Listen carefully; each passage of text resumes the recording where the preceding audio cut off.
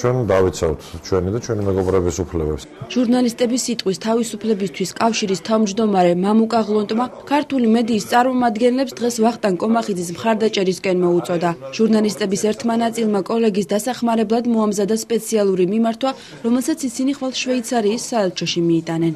გადავცემთ წერილს შვეიცარიის ელჩს და ამ წერილში ჩვენ ვთხოვთ შვეიცარიის ხელისუფლებას, მთავრობას თანადგომას ვახტანგ კომახიძისადმი.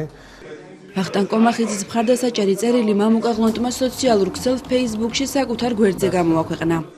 ჩვენ სოლიდარულები ვართ ჩვენი კოლეგის მიმართ, ვითვალისწინებთ რა ვახტანგ კომახიძის რეპუტაციას და ვაცნობიერებთ შესაძლო საფრთხეს, ვთხოვთ სათანადო დახმარება გაუწიოთ ჩვენს კოლეგას.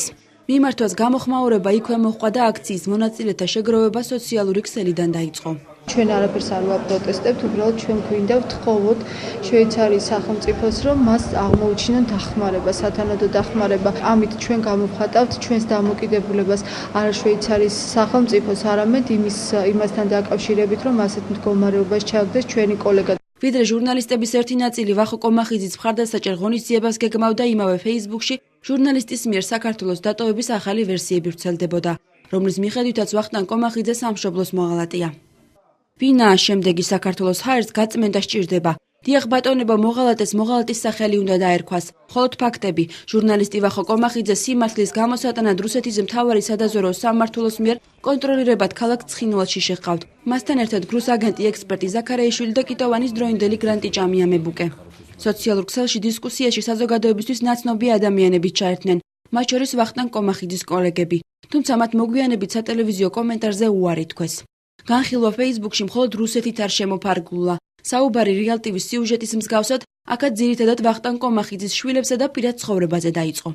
დავით პაიჭაძე, ლეონარდო და ვინჩის დაუდევრად ექცეოდა თავის ნამუშევრებს, ქმნიდა და მიყრიდა ხოლმე. ზფ ამბობს, მამის ქცევას იმეორებდაო.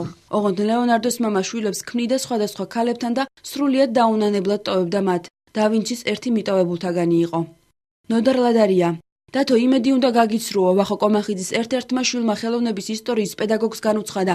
ეგვიპტურ ხელოვნებას არ ვისწავლი, იმიტომ რომ ეგ სატანიზმიაო. ძალიან ბევრი როგორც ჩანს დაკომპლექსებული, დაბოღმილი და ზიზღი და სიძულვილი ცავსე ადამიანი დადიოდა, მათ შორის კოლეგები ჩემი, ჟურნალისტებს რომ ეძახიან თავის თავს. და როგორც ჩანს აი თახსირმა ტელევიზიამ, Real TV-მ, დონაძის გათახსირებულმა ტელევიზიამ.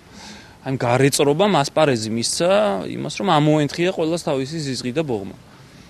ჟურნალისტი ალექსანდრე ელისაშვილი ერთ-ერთი იქნება, ვინც ხვალ 3 საათზე შვეიცარიის საელჩოსთან დაგეგმილ მშვიდობიან აქციაზე მივა. ამ შეკრებით ჟურნალისტები ვახტანგ კომახიძის მხარდაჭერას და ამავდროულად საკუთარ ქვეყანაში სიტყვის თავისუფლების დაცვას კიდევ ერთხელ შეეცდებიან.